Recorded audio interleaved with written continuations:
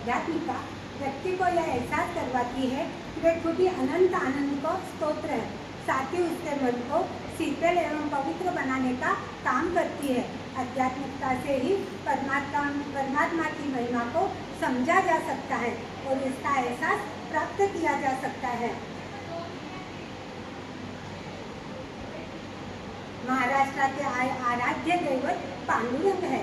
स्मरणीय अध्यात्म पर्व एवं संस्कृति समिति का सभी सखियाँ वारी का दृश्य सादर कर रही है। तो चलिए पांडुरंग की वारी का अर्थ पांडुरंग की भाषा में।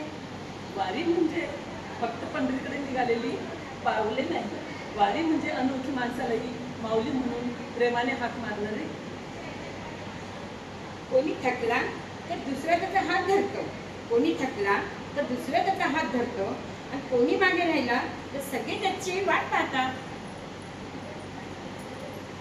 एका घासातही वाटा असतो, एका पाण्याच्या घोटातही माया असते। इथे गरीब श्रीमंत हा भेद नसतो, लहान मोठ्याचा अहंकार नसतो।